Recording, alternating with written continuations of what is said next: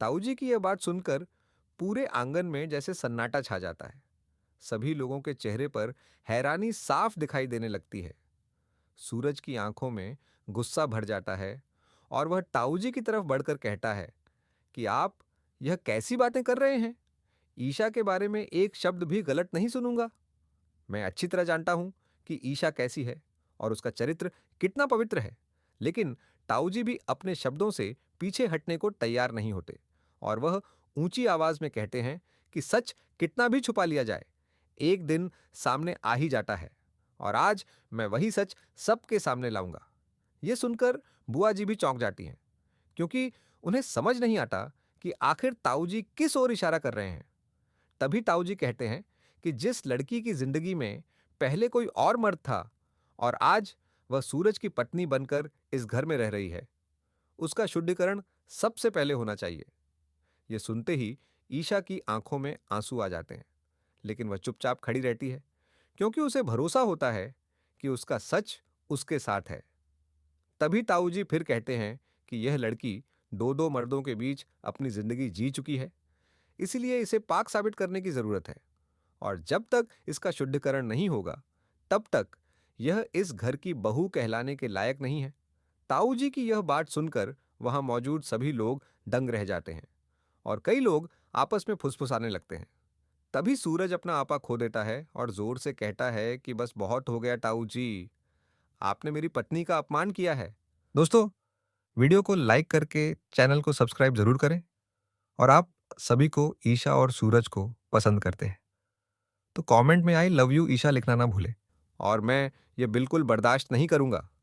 आप जिस बात को इल्जाम बनाकर पेश कर रहे हैं वह उसकी मजबूरी थी, उसका अपराध नहीं था। लेकिन ताऊ जी फिर भी नहीं रुकते और कहते हैं कि मजबूरी का नाम देकर पाप को पुण्य नहीं बनाया जा सकता। सच यही है कि ईशा पहले किसी और के साथ जुड़ी हुई थी और आज सूरज की पत्नी बनकर इस घर में रह रही है, इसीलिए इसका शुद्धिकरण होना ही चाहिए। ईशा की आंखों से लगातार आंसू बहने लगते हैं, लेकिन वह अपनी जगह से नहीं हिलती। तभी ताई मां आगे आती हैं और कहती हैं कि किसी की जिंदगी के पुराने जख्मों को कुरेदकर उसका अपमान करना बहुत बड़ा पाप है। लेकिन ताऊ जी ताई मां की बात भी नहीं सुनते और कहते हैं कि मैं सिर्फ घर की मर्यादा बचाने की बात कर रहा हूं। तभी बुआ जी भी ताऊ जी का साथ देने लगती हैं और कहती हैं कि अगर छुटकी का शुद्धिकरण हो सकता है तो फिर ईशा का क्यों नहीं। आखिर नियम सबके लिए बराबर होने चाहिए। यह सुनकर ईशा के दिल पर जैसे चोट पड़ती है, क्योंकि जिस परिवार को उसने अपना समझा था वही लोग आज उसके सम्मान पर सवाल उठा रहे थे। तभी सूरज ईशा का हाथ पकड़ लेता है और कहता है कि किसी को भी तुम्हारे चरित्र पर उंगली उठाने का हक नहीं है। मैं तुम्हारे साथ हूं और हमेशा रहूंगा। लेकिन ताऊ जी फिर कहते हैं कि अगर तुम्हें अपनी पत्नी पर इतना भरोसा है तो फिर इसे अग्नि परीक्षा देने में क्या परेशानी है। यह सुनकर सभी लोग चौंक जाते हैं, क्योंकि ताऊ जी अब बात को बहुत आगे ले जा चुके होते हैं। वह कहते हैं कि अगर ईशा सचमुच पवित्र है तो उसे पूरे गांव के सामने अपनी पवित्रता साबित करनी होगी। तभी सभी को विश्वास होगा कि यह इस घर की बहू कहलाने के योग्य है। तभी ईशा पहली बार अपनी चुप्पी तोड़ती है और कांपती हुई आवाज में कहती है कि मैंने हमेशा इस परिवार का सम्मान किया है, मैंने कभी किसी का बुरा नहीं चाहा। फिर भी आज मुझे कटघरे में खड़ा किया जा रहा है, सिर्फ इसलिए क्योंकि मेरी जिंदगी में कुछ ऐसे हादसे हुए जिन पर मेरा कोई बस नहीं था। यह सुनकर कुछ लोगों की आंखें नम हो जाती हैं, लेकिन ताऊ जी फिर भी अपने आरोप दोहराते रहते हैं। तभी अचानक छुटकी आगे आती है और कहती है कि अगर किसी की मजबूरी को अपराध बना दिया जाए तो फिर इस दुनिया में कोई भी निर्दोष नहीं बचेगा। आज मेरे ऊपर इल्जाम लगाया गया, कल ईशा भाभी पर लगाया जा रहा है और परसों किसी और पर लगाया जाएगा। आखिर कब तक औरतों को ही अपने चरित्र का सबूत देना पड़ेगा। छुटकी की यह बात सुनकर कई लोग सिर झुका लेते हैं, लेकिन बुआ जी गुस्से में कहती हैं कि तू बीच में मत बोल, तुझे अभी अपने की सजा मिलनी बाकी है। तभी सूरज कहता है कि छुटकी ने कुछ गलत नहीं कहा है, यह घर न्याय का मंदिर होना चाहिए, अन्याय का नहीं।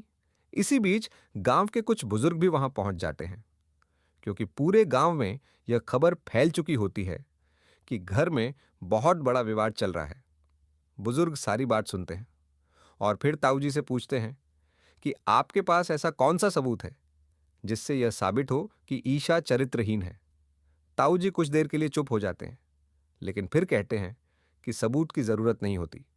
जब सच्चाई सबके सामने हो, बुजुर्ग तुरंत कहते हैं कि बिना सबूत किसी पर ऐसा घिनौना आरोप लगाना सबसे बड़ा अन्याय है, और अगर आज हम चुप रहे तो कल किसी भी बेटी बहू की इज्जत सुरक्षित नहीं रहेगी। यह सुनकर ताऊ जी का चेहरा उतरने लगता है, लेकिन उनका अहंकार उन्हें पीछे हटने नहीं देता। तभी ईशा आगे बढ़ती है और कहती है कि अगर मेरे सम्मान की रक्षा के लिए मुझे कुछ कहना पड़े तो मैं कहूंगी, मैंने कभी किसी का विश्वास नहीं तोड़ा। मैंने हमेशा रिश्तों को निभाया है, और अगर मेरी जिंदगी में कोई दुखद अध्याय रहा भी है तो उससे मेरा चरित्र खराब नहीं हो जाता। इंसान का चरित्र उसके कर्म तय करते हैं, उसके अतीत की मजबूरियां नहीं। ईशा की यह बात सुनकर पूरा माहौल बदलने लगता है। लोग उसकी हिम्मत की सराहना करने लगते हैं और धीरे धीरे सभी को एहसास होने लगता है कि ताऊ जी ने गुस्से और पूर्वाग्रह में आकर बहुत बड़ी गलती कर दी है। तभी सूरज सबके सामने खड़ा होकर कहता है कि आज अगर किसी को शुद्धिकरण की जरूरत है तो वह सोच है जो हर बार औरत के सम्मान को कटघरे में खड़ा करती है। मेरी पत्नी पर कोई दाग नहीं है और मैं उसके साथ चट्टान की तरह खड़ा हूं। यह सुनकर ईशा की आंखों से आंसू बहने लगते हैं, लेकिन इस बार उन आंसुओं में दर्द नहीं बल्कि सम्मान और विश्वास की चमक होती है। तभी गांव के बुजुर्ग फैसला सुनाते हैं कि ईशा पर लगाया गया हर आरोप निराधार है और आगे से कोई भी उसके चरित्र पर सवाल नहीं उठाएगा। साथ ही छुटकी को भी निर्दोष घोषित कर दिया जाता है, क्योंकि उसने किसी की जान बचाकर इंसानियत का काम किया था। यह फैसला सुनते ही बुआ जी और ताऊ जी दोनों के चेहरे फीके पड़ जाते हैं। वहीं ईशा और छुटकी को न्याय मिल जाता है। सूरज ईशा का हाथ थामकर उसे अपने साथ खड़ा कर लेता है और कहता है कि अब कोई भी तुम्हारे सम्मान को चोट नहीं पहुंचा पाएगा, क्योंकि सच की जीत हमेशा होती है और झूठ कितना भी ताकतवर क्यों ना लगे, अंत में हारता जरूर है। यह सुनकर पूरा परिवार शांत हो जाता है और पहली बार सभी को एहसास होता है कि किसी औरत की इज्जत पर सवाल उठाना कितना बड़ा अपराध है। और इसी एहसास के साथ उस घर में एक नई शुरुआत होती है, जहां अब चरित्र का फैसला अफवाहों से नहीं बल्कि सच्चाई और इंसानियत से किया जाएगा।